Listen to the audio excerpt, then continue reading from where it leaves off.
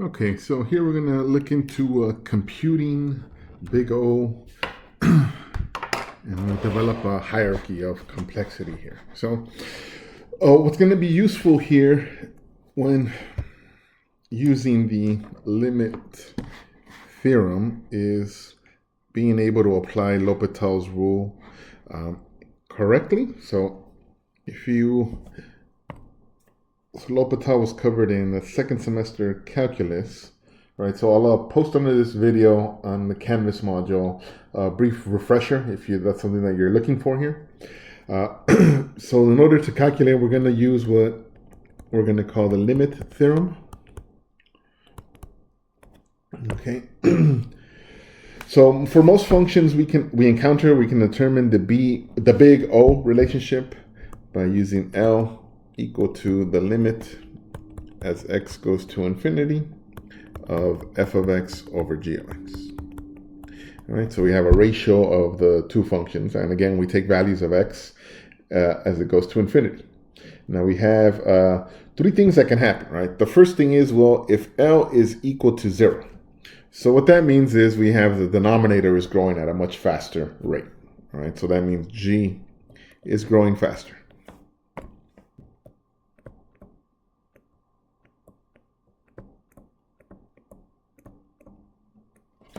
All right, so that means what we can say is that f is big O. Just write in here, big OG, right? But G is not big OF. Okay, so the bound for f is G, but G is not bounded by f. Now, if so the other thing that could happen is if L is infinity here. Now, what that means is f grows strictly faster.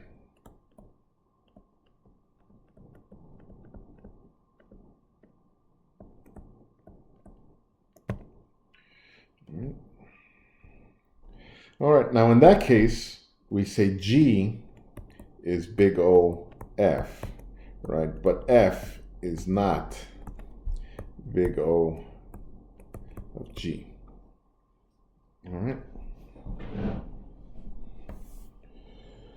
All right, now in evaluating these limits, if they both are going to infinity, then what we have to do is we can, well, actually before that, let's say L is just some value C, right? Finite and non-zero.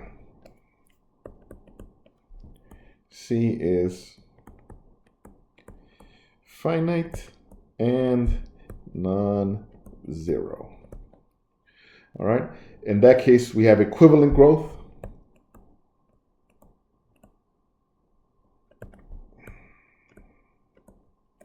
And F is big theta G. Okay.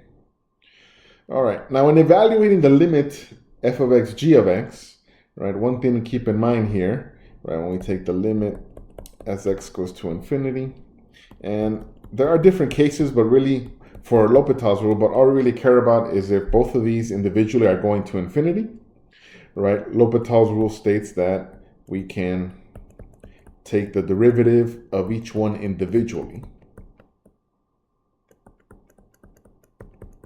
Go to L. All right, and you can apply L'Hopital's rule as many times as needed, right? So if the resulting application of L'Hopital's rule by taking the derivative of the numerator and the denominator independently, right? It's not the quotient rule, just treat them independently. If that results in an infinity over infinity, then apply it one more time, okay? All right, so for example here, let's take a look here at an example here. So let's say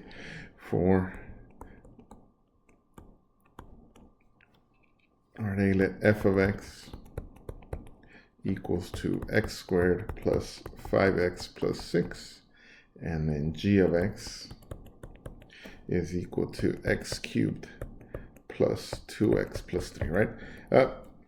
Trivial example, but just kind of bear with me here, right? And let's actually set it up here, right? So the limit as x goes to infinity, and let's do f of x over g of x. So x squared plus 5x plus 6 x cubed plus 2x plus 3. All right, and applying L'Hopital's rule, so here let's say L'Hopital's rule. If we do that, limit as x goes to infinity, we get 2x plus 5, 3x squared plus 2. All right, and again here we see, all right, still infinity over infinity. All right, so we can do this one more time. All right, here this becomes limit as x goes to infinity, 2, and then this becomes 6x. All right. Now again, at this point, I can't. L'Hopital's no longer applies, right? As x going to infinity, the top is constant. The denominator is going to infinity, which makes the whole limit go to 0. Okay. So now we could see the comparison here, right? So we can say f is big O g, right? But g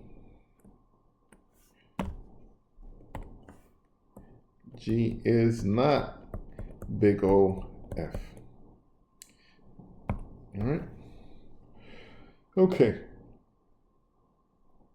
So f of x versus g of x. All right. Okay. All right. Okay, and again, if we take another example, as we could see here, if we have two functions that have the same degree, right? Not necessarily the same function. Let's say f of x is 3x squared plus 4x plus 5, and then we call g of x to be x squared. All right, so if you take this limit here, all right, so let's take the limit as x goes to infinity of f of x over g of x. That equals to 3x squared plus 4x, limit as x goes to infinity of 3x squared plus 4x plus 5 over x squared. All right, and again, we see here applying L'Hopital's rule, limit as x goes to infinity, 6x plus 4 over 2x, and then doing this one more time, we get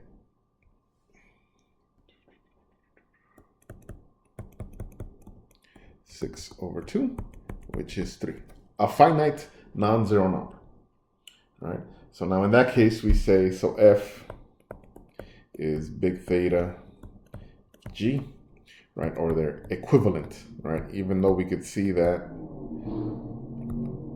factor of 3 in front, right, does not affect the actual growth rate, right? We still call these to be equivalent growth rates.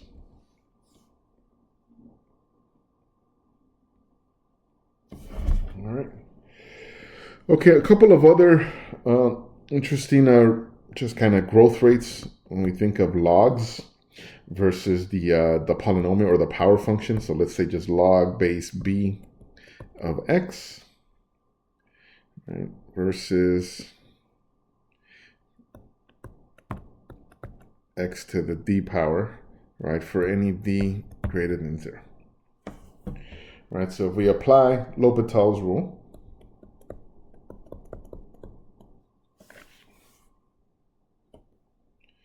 okay, of log base b of x over x to the d. All right, and we can see using L'Hopital's rule,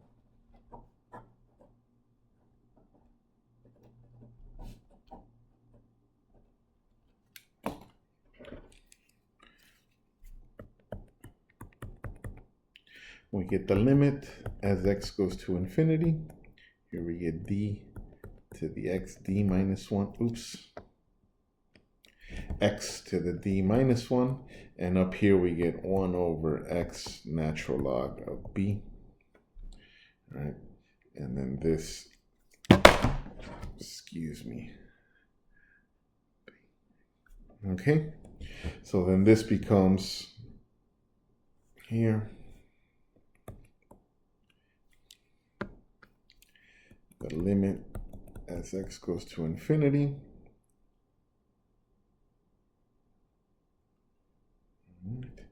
Simplifying this, we get d ln of b, which are just constants, right? So I don't really worry about that. And down here we have x to the d. And again, remember, d is a positive value here. So it's help. We need to know that in order to calculate this limit here.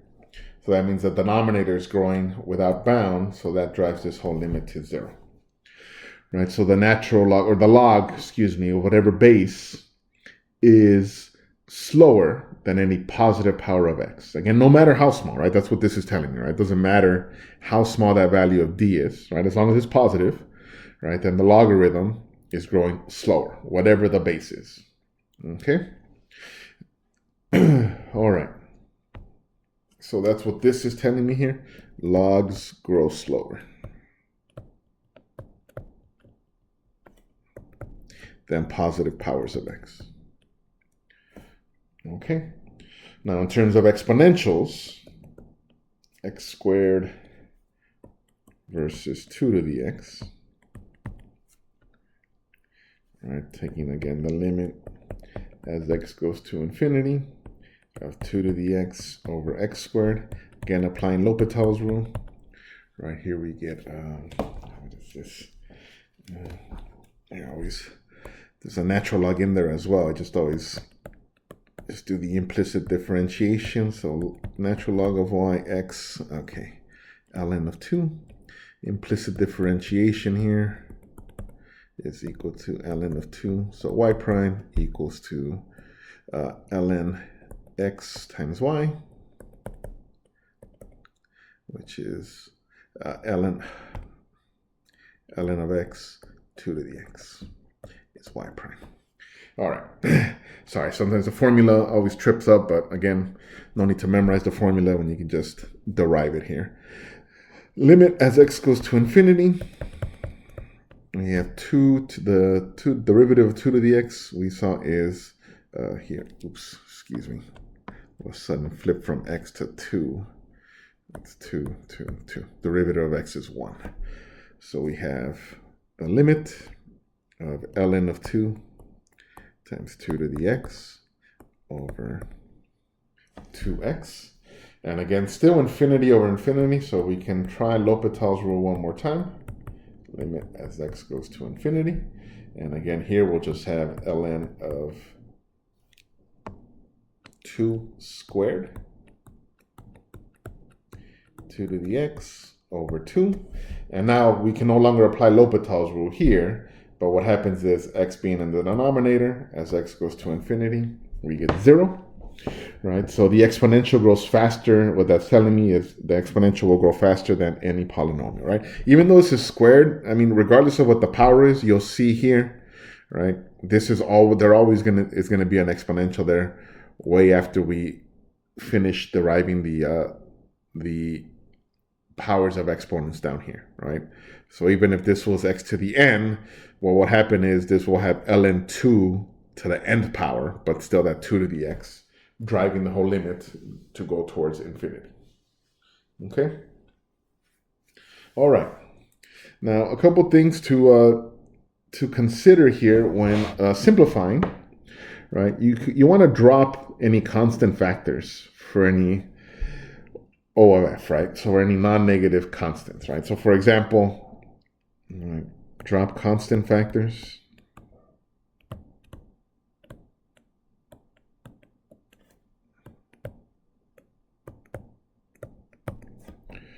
So we have 7x squared is big O of x squared. Okay? And then drop lower order terms, right? So again, don't worry about these constant factors, and also don't worry about any lower order terms.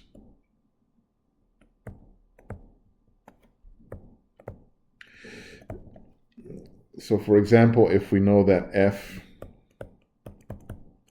f1 is big O of f0, then the sum f0 plus f1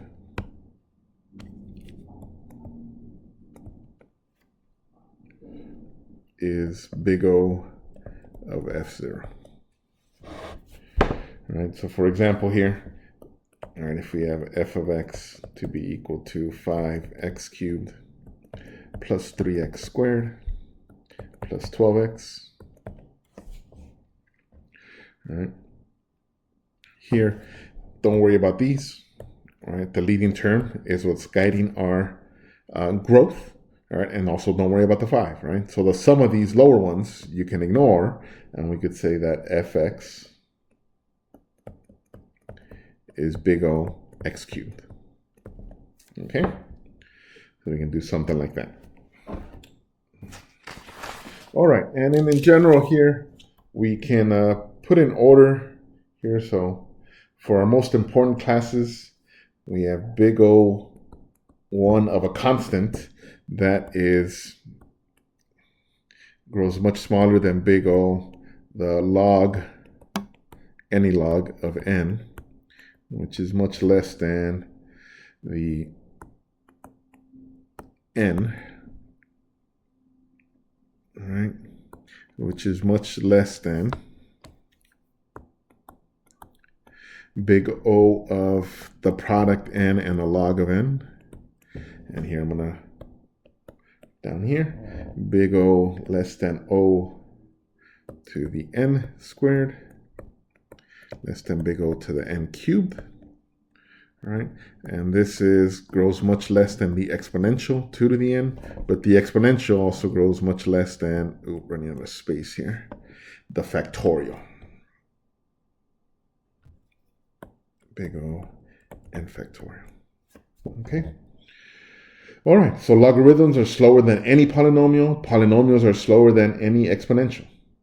All right, so in general, polynomial time for some fixed k, right, whatever O to the nk, we define that as polynomial time.